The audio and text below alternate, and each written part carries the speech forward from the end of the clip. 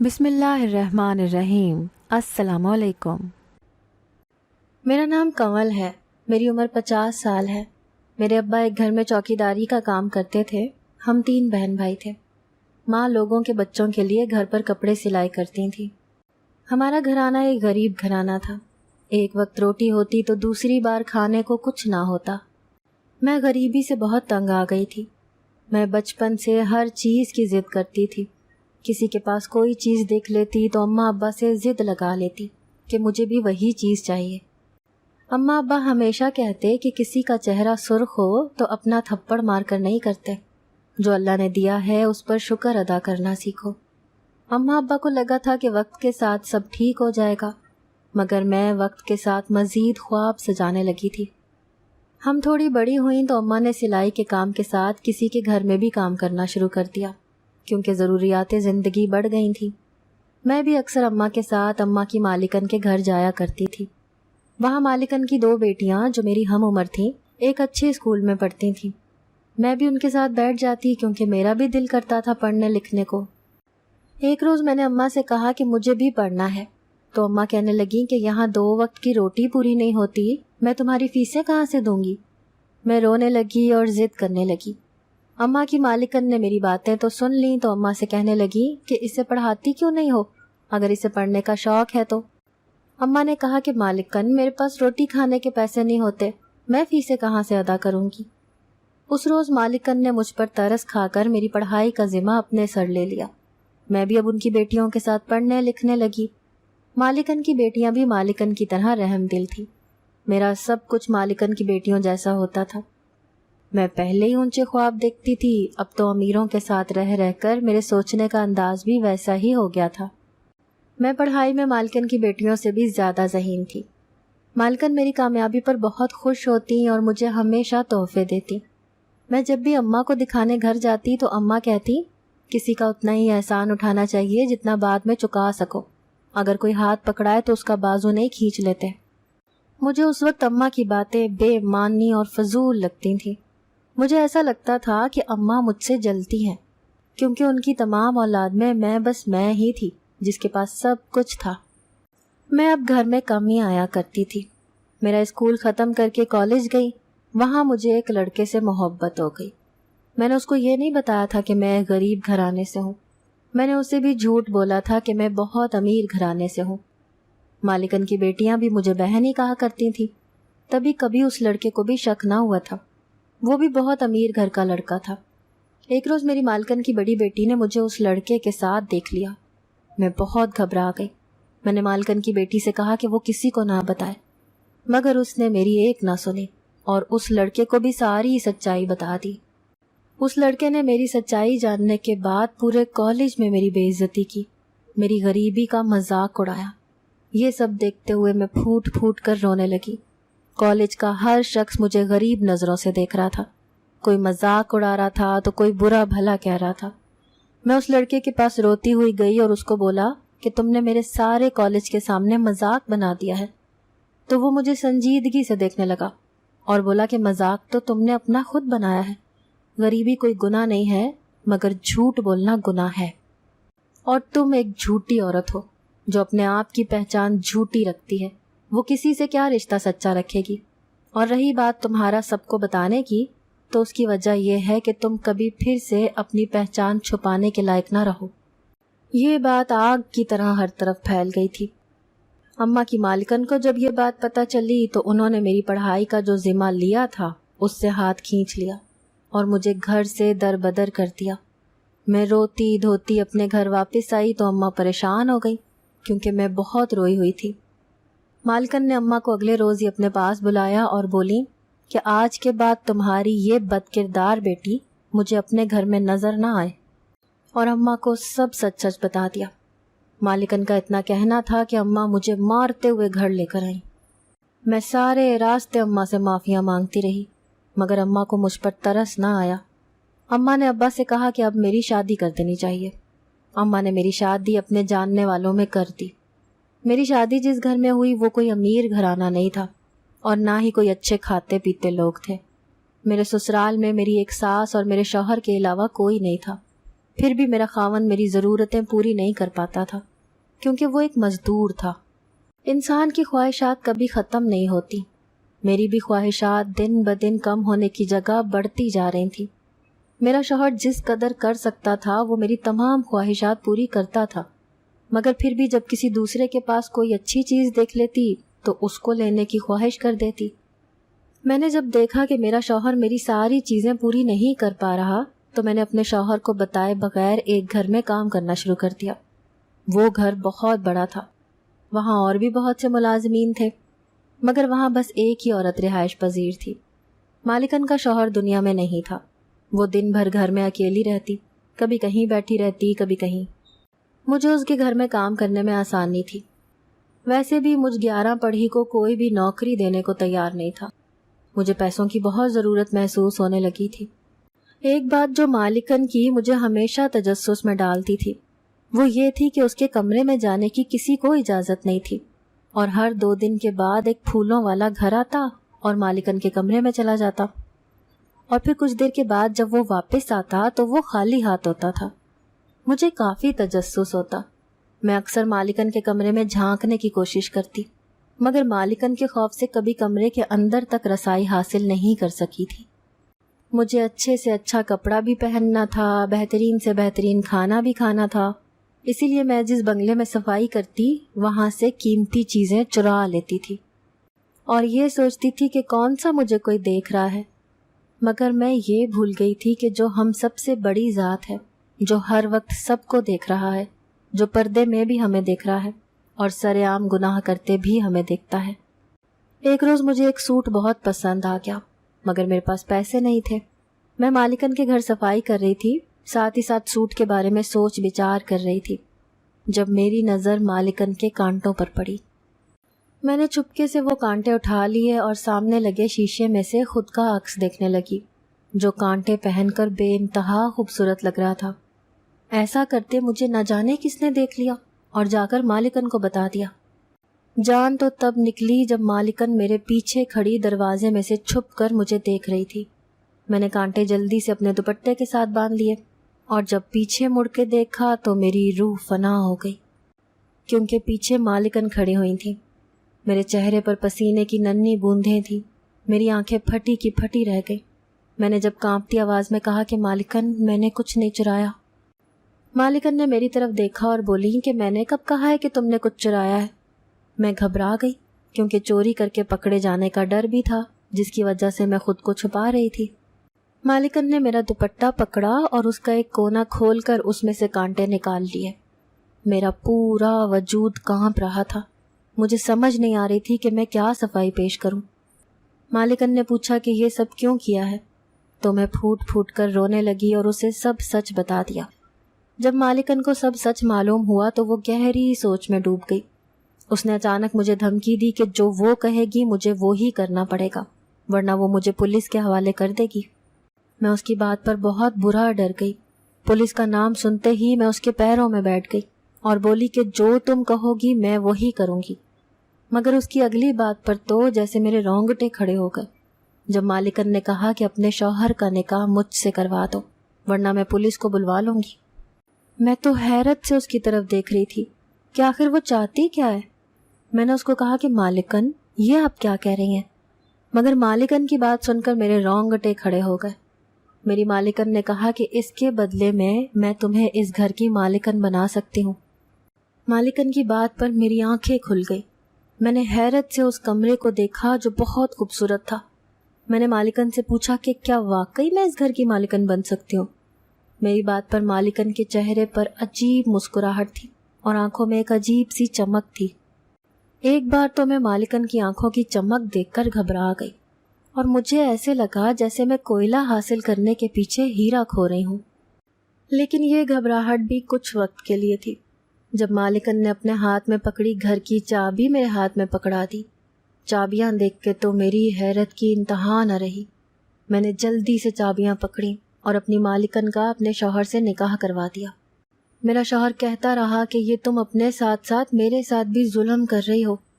میں نے اس کو بولا کہ دیکھو، سارا وقت مزدوری کرنے کے بعد بھی تم بس چند روپے لے کر گھر آتے ہو، میں تمہیں مالا مال کرنے کی کوشش کر رہی ہوں، ہم امیر ہو جائیں گے اور پھر ایک نکاح تو کرنا ہے۔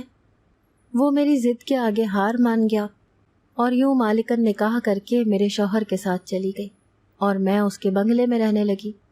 مجھے تو اپنی مالکن کی بے وقوفی پر ہنسی آتی تھی کہ کون عورت اتنی امیری چھوڑ کر ایک مزدور مرد کے ساتھ ساری زندگی گزارنے کے لیے ایک غریب گھر میں جاتی ہے۔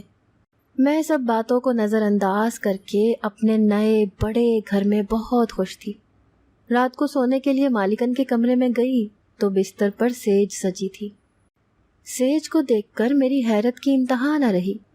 میں حیرت سے آنکھیں پھاڑے سیج پر بیٹھ گئی۔ جو ہی سیج پر بیٹھی قیامت نازل ہو گئی، کیونکہ وہاں تو مالکن کے مرحوم شوہر کی تصویر پڑی ہوئی تھی۔ میں نے حیرت سے اس تصویر کو دیکھا اور جو میرا دماغ سوچ رہا تھا وہ میرے قدموں تلے سے زمین نکالنے کے لیے کافی تھا۔ مجھے ایک دم جھرجھری آ گئی اور میں نے سوچا کہ اسی لیے میری مالکن میرے شوہر سے شادی کرنا چاہتی تھی، کیونکہ اس کا شوہر نہیں تھا اور اتنے سالوں سے وہ اکیلی رہ رہی تھی۔ کچھ دن تو پیسوں میں بہت اچھے گزرے۔ میں امیروں کی پارٹیوں میں جاتی، اچھے اچھے کپڑے پہنتی۔ میرے پاس دنیا کی ہر وہ آسائش تھی جس کی خاطر میں کبھی بہت ترسا کرتی تھی۔ میرے پاس سب کچھ تھا، لیکن نہ جانے کیوں پھر بھی دل میں ایک بے چینی لگی رہتی تھی کہ اس کے ساتھ ساتھ اگر میرا شوہر بھی میرے ساتھ ہوتا تو۔ اور پھر مجھے اپنے شوہر کی یاد ستانے لگی۔ میں نے سوچا کیوں نہ اپنے شوہر سے مل آیا جائے۔ انسان کبھی ایک چیز سے خوش نہیں ہوتا، اسے کچھ نہ کچھ چاہیے ہی ہوتا ہے۔ پھر میں اپنی بڑی سی گاڑی میں بیٹھ کر اپنے شوہر سے ملنے چلی گئی، مگر سامنے کا منظر دیکھ کر میری حیرت کی انتہا نہ رہی۔ جب میں نے اپنے گھر پر تالا لگا دیکھا، پہلے تو کبھی تالے نہیں لگے تھے۔ میں نے ہمسائی سے پوچھا کہ میرا شوہر کہاں گیا ہے، تو وہ پہلے تو مجھ پر ہنسنے لگی اور بولی، اے شوہر بیچنے والی عورت، اب کس کے پیچھے آئی ہے؟ اپنے بکے ہوئے شوہر کے، جو اپنی نئی بیوی کے ساتھ بہت خوش ہے، کیونکہ اس کی بیوی میں انسانیت ہے، اس میں پیسوں کی ہوس نہیں ہے، وہ اپنے شوہر کے حقوق ادا کرنا جانتی ہے۔ ہمسائی کی باتوں نے مجھے بہت غصہ دلایا، مگر میں کچھ کہہ نہیں سکتی تھی، اسی لیے خاموشی سے واپس چلی آئی۔ اب تو جب بھی میں اپنے شوہر سے ملنے جاتی تو وہ گھر پر نہ ہوتا تھا۔ مجھے اس بات سے اب پریشانی ہونے لگی تھی۔ میں ہر وقت روتی رہتی۔ میں نے چند پیسوں کی خاطر اپنا شوہر گنوا دیا تھا۔ میں تنہا ہو گئی تھی۔ ایک روز میں نے سوچا کہ کیوں نہ شوہر کے گھر کے پاس جایا جائے تاکہ دیکھ سکوں کہ وہ کس وقت گھر سے نکلتا ہے۔ میں اپنی گاڑی میں اپنے شوہر کے دروازے پہ جا کر بیٹھ گئی اور چھپ کر اس کو دیکھنے لگی۔ تھوڑی ہی دیر گزری تھی کہ میرا شوہر میری مالکن کے ساتھ ہنستے ہوئے گھر سے باہر نکلا اور پاس سے گزرتے ہوئے ایک رکشے پر بیٹھ کر نہ جانے دونوں کہاں چل پڑے۔ میں بھی ان کا پیچھا کرتی ہوئی ان کے پیچھے چلتی رہی۔ وہ دونوں ایک ہسپتال کے پاس رکے۔ مجھے کافی حیرت ہوئی۔ دونوں کچھ دیر ہسپتال میں رہے اور پھر جب دونوں باہر آئے تو دونوں کے چہرے پر عجیب سی چمک تھی۔ میں جلدی سے گاڑی سے نکلی اور اپنے شوہر کے پاس چلی گئی اور اس کو جا کر کہا کہ تم اب تو گھر پر بھی نہیں ہوتے، کیا تمہیں میری یاد نہیں آتی؟ میرا شوہر مجھے حیرانگی سے دیکھنے لگا اور پھر چہرے پر طنزیہ مسکراہٹ سجا کر کہنے لگا کہ میں کون ہوتا ہوں تمہیں یاد کرنے یا نہ کرنے والا؟ تم نے تو میرا دام لگا کر مجھے بیچ دیا۔ میں تو اللہ کا شکر ادا کرتا ہوں جو تم نے یہ حرکت کی، اور تم جیسی عورت کی جگہ مجھے اتنی محبت اور پیار کرنے والی عورت مل گئی جو میرا خیال بھی رکھتی ہے اور میرے تمام حقوق بھی ادا کرتی ہے۔ اس میں پیسوں کی ہوس نہیں ہے، وہ صرف پیار کی بھوکی ہے۔ میں تو اپنے شوہر کے انداز گفتگو پر ہی حیران تھی۔ وہ تو بالکل ہی بدل گیا تھا۔ اب تو وہ پہلے جیسا نہیں رہا تھا۔ میرے ہوتے تو اس کے چہرے پر مسکراہٹ بھی بہت دور دور سے دکھائی نہیں دیتی تھی، اور اب اس کی مسکراہٹ چہرے سے ہٹ نہیں رہی تھی۔ یہ سب دیکھ کر مجھے جلن سی محسوس ہونے لگی۔ میں نے اس سے کہا کہ میں بھی تمہاری بیوی ہوں، کیا تمہیں میرے حقوق یاد نہیں ہیں؟ میرے شوہر نے کہا کہ ابھی میں تم سے بات کرنے کے قابل نہیں ہوں۔ جس روز میں تمہارے جتنا امیر ہو جاؤں گا اس دن میں تم سے بات بھی کروں گا اور تمہارے حقوق بھی تمہیں دوں گا، مگر ابھی تم چاہو تو میرے اور میرے آنے والے بچے کی خوشیوں میں شریک ہو سکتی ہو۔ اپنے شوہر کی بات سن کر میں ایک دم دنگ رہ گئی اور میں نے چونک کر اس عورت کی طرف دیکھا۔ جس کے چہرے پر شرمیلی سی مسکراہٹ تھی۔ مجھے اس کی مسکراہٹ سے جلن محسوس ہونے لگی۔ میرا دل کیا کہ میں اس کی مسکراہٹ اس کے چہرے سے چھین لوں، مگر میں اس وقت بالکل بے بس تھی۔ میں جلن کی آگ میں اتنا جل رہی تھی کہ اچھے برے کی تمیز ہی بھول گئی۔ میرا شوہر مجھے وہاں گلی میں تنہا چھوڑ کر اپنی بیوی کے ساتھ رکشے میں بیٹھ کے گھر چلا گیا اور میں خالی ہاتھ واپس اپنے گھر لوٹ آئی۔ مجھے سمجھ نہیں آ رہا تھا کہ میں کیا کروں۔ میرے پاس تو کچھ نہیں بچا تھا، نہ میرا شوہر اور نہ ہی مجھے اس عورت جیسی خوشیاں ملی تھی۔ مجھے اللہ نے اولاد سے نہیں نوازا تھا۔ اگر مجھے اولاد مل جاتی تو شاید میں ایسی نہ ہوتی۔ اب تو میں اپنے رب سے بھی شکوے شکایتیں کرنے لگی تھی۔ میں ایک نفسیاتی مریضہ بن چکی تھی۔ تنہائی نے مجھے مار دیا تھا۔ میں اندر سے بالکل کھوکھلی ہو گئی تھی۔ یہ اتنی زمین جائیداد اب مجھے کھانے کو دوڑتی تھی جو میں نے اپنے شوہر کو بیچ کے حاصل کی تھی۔ میرے دماغ میں پھر سے شیطانی خیالات آنے لگے۔ میں یہ سوچنے لگی کہ اگر اولاد کی خوشی مجھے نہیں ملی تو میں اس کے پاس بھی نہیں رہنے دوں گی۔ میں نے ایک بہت بڑی ترکیب سوچی اور پھر اپنا بیگ پکڑے میں اپنے شوہر کے گھر واپس چلی گئی۔ میرا شوہر مجھے اپنے گھر میں دیکھ کر کافی حیران ہوا اور کہنے لگا کہ اب کیا کرنے آئی ہو؟ کیا تمہیں پیسوں کی ضرورت نہیں ہے یا تمہارے پیسے کی ہوس ختم ہو گئی ہے؟ میں رونے لگی اور شوہر کے پیروں میں گر گئی اور بولی کہ مجھے معاف کر دو، میں غلطی پر تھی۔ لیکن اس نے کہا کہ میں تمہیں کیسے معاف کر دوں؟ تم نے میرا سودا، میری زندگی کا ہی سودا کر دیا۔ تمہیں ایک بار بھی اپنے شوہر کا خیال نہیں آیا۔